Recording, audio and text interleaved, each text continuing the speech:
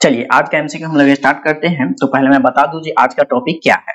तो आज जो है वह संविधान के भाग और संविधान की अनुसूचियां, इससे जो भी इंपोर्टेंट क्वेश्चन बना है लगभग 50 के आसपास है। तो यह क्वेश्चन हम लोग आज देखेंगे और आप क्या कीजिएगा, रोज की तरह आप या तो कमेंट बॉक्स में आंसर कीजिए या आप अपना पेन पेपर पे आंसर कीजिए।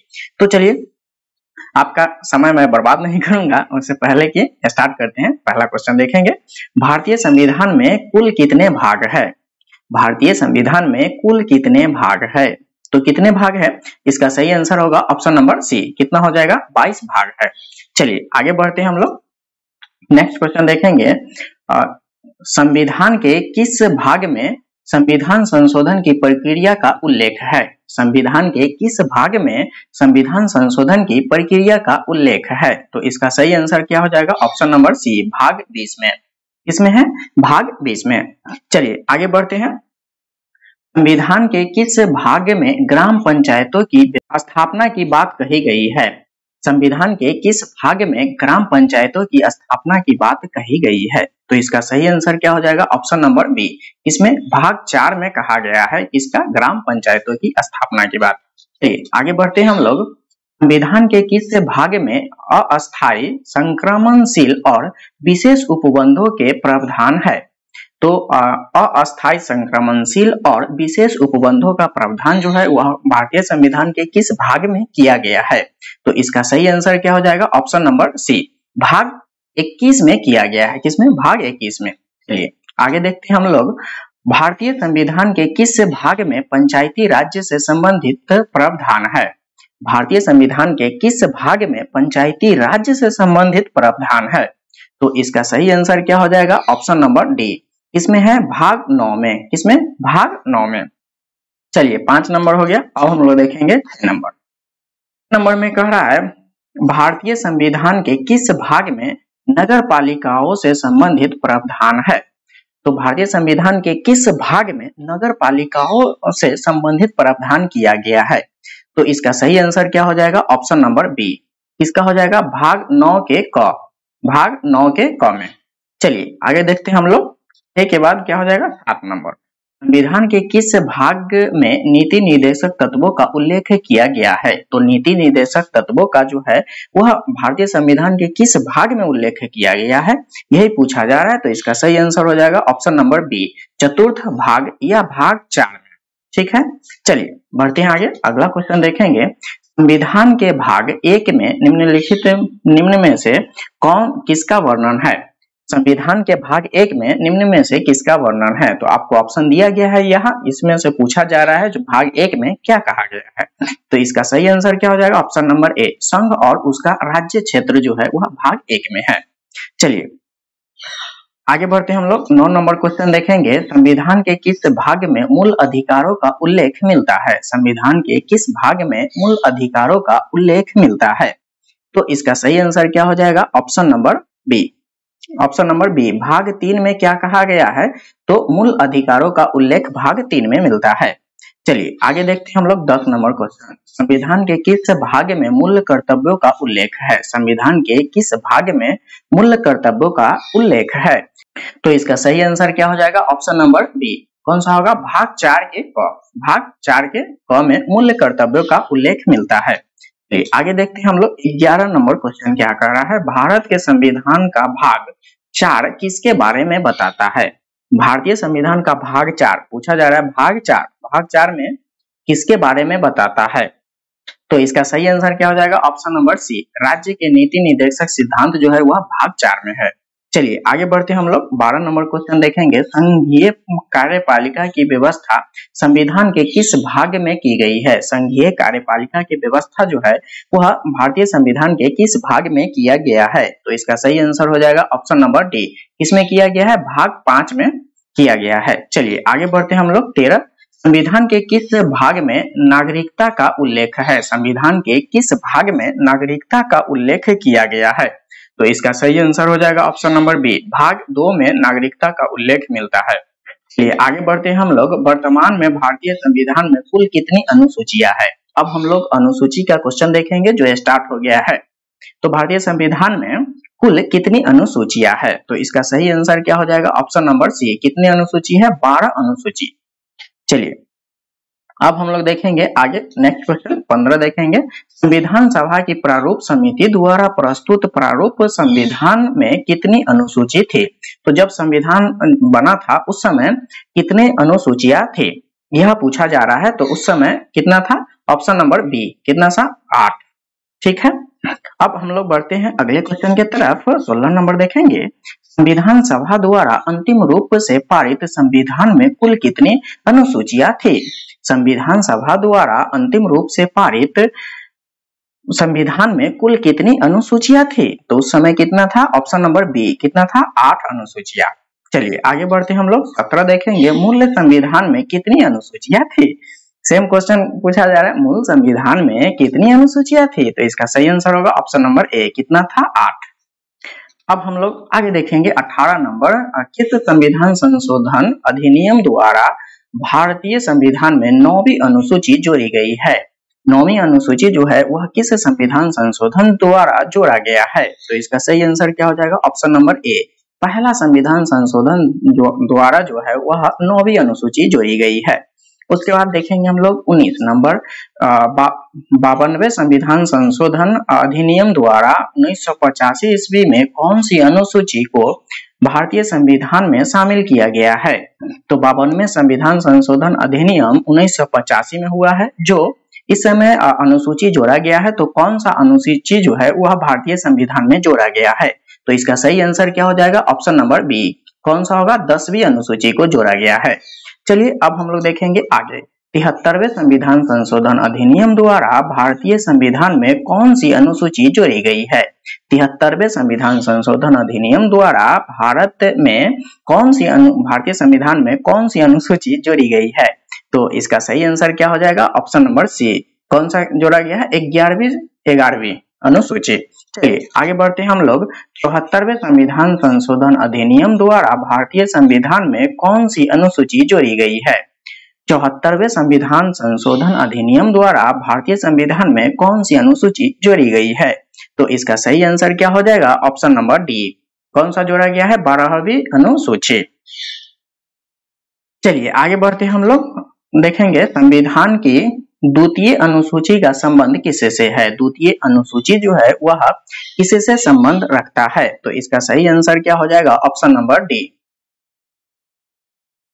महत्वपूर्ण पदाधिकारियों के वेतन से संबंधित है। किससे? वेतन से संबंधित है अनुसूची 2। चलिए अब हम लोग देखेंगे 23। भारत संघ में शामिल राज्यों और संघ शासित क्षेत्रों का उल्लेख भारतीय संविधान के किस अनुसूची में किया गया है? राज्य और संघ शासित क्षेत्र का उल्लेख जो है वह किस अनुसूची में किया गया है? तो इसका सही आंसर क्या हो जाएगा? ऑप्शन नंबर ए, प्रथम अनुसूची में किया गया है। चलिए 24 नंबर देखेंगे। भारतीय संविधान की तीसरी अनुसूची का संबंध है। भारतीय संविधान की तीसरी अनुसूची जो है वह किससे संबंधित है? तो इसका सही आंसर क्या हो जाएगा? ऑप्शन नंबर बी, क्या होगा? शपथ तथा प्रतिज्ञान से संबंधित है। आगे बढ़ते हैं हम लोग 25 देखेंगे। संविधान के किस अनुसूची में प्रत्येक राज्यों तथा संघ राज्य क्षेत्रों के लिए राज्यसभा में स्थानों का आवंटन की सूची किया गया है? तो प्रत्येक क्षेत्रों के लिए राज्यसभा में स्थानों का आवंटन जो है वह कौन से अनुसूची में किया गया है? तो इसका सही आंसर क्या हो जाएगा? ऑप्शन नंबर डी, चौथी अनुसूची में किया गया है। चलिए हम लोग देखेंगे अगला 26 नंबर क्या कह रहा है। भारत के संविधान की 6ठी अनुसूची का प्रमुख उपबंध निम्नलिखित में से किससे संबंधित है? तो 6ठी अनुसूची कौन सा पूछा देखा यहाँ है, 6ठी अनुसूची में किसका प्रावधान किया गया है? तो इसका सही आंसर हो जाएगा ऑप्शन नंबर सी, उत्तर पूर्व भारत में जनजाति क्षेत्रों के प्रशासन में स्वायत्तता के लिए किया गया है 6ठी अनुसूची में प्रावधान। आगे देखते हैं हम लोग 27 नंबर क्वेश्चन क्या कर रहा है। भारतीय संविधान में 22 भाषाओं को राज्य भाषा का दर्जा प्रदान किया गया है। इन राज्य भाषाओं का उल्लेख किस अनुसूची में किया गया है? तो 22 भाषा जो है वह अपना राज्य भाषा है।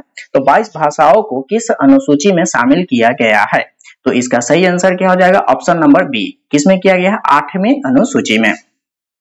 चलिए बढ़ते हैं आगे, हम लोग 28 नंबर क्वेश्चन देखेंगे। 28 में क्या कह रहा है? भारतीय संविधान की 8वीं अनुसूची का संबंध है भारतीय संविधान में 8वीं अनुसूची जो है इसका संबंध किससे है? तो इसका संबंध हो जाएगा ऑप्शन नंबर सी, भाषाओं के साथ संबंध है 8वीं अनुसूची का।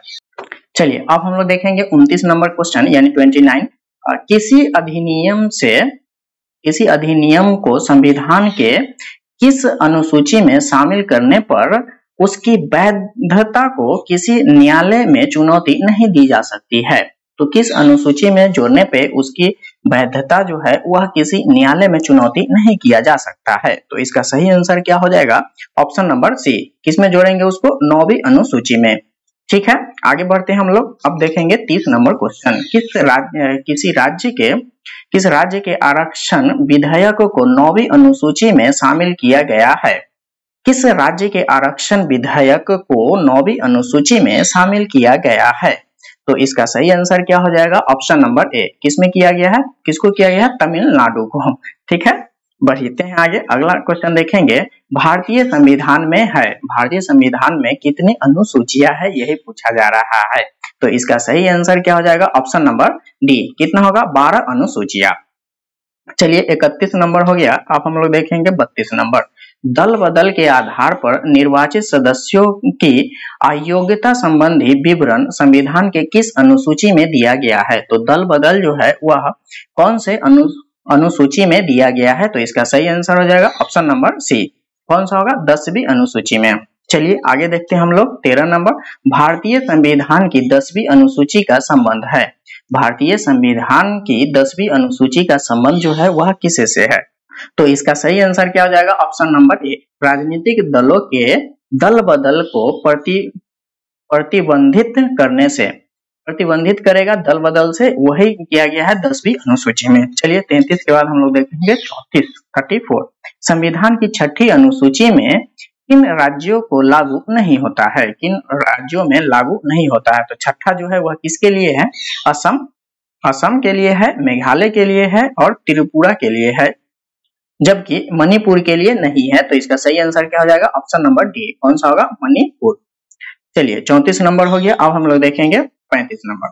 संविधान की अनुसूची तथा उससे संबंधित विषयों का कौन सा युग्म सम्मिलित नहीं है? तो इसमें पूछा जा रहा है जो कौन सा सम्मिलित नहीं है।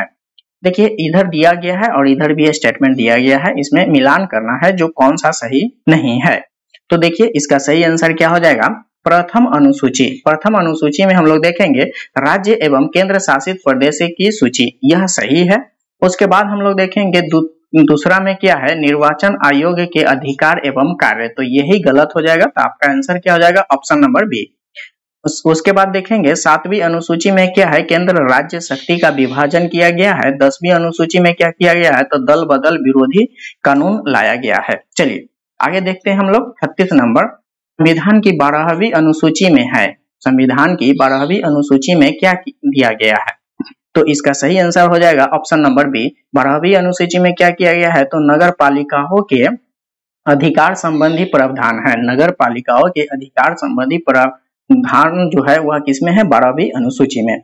चलिए अब हम लोग देखेंगे 37 नंबर। निम्नलिखित में से कौन सा कथन भारत के संविधान की 4थी अनुसूची का सही वर्णन करता है? तो 4थी अनुसूची में किस चीज का प्रावधान किया गया है? तो देखिए यहाँ पे टाइपिंग थोड़ा सा इधर आ गया है, इसको आप लोग देख लीजिएगा।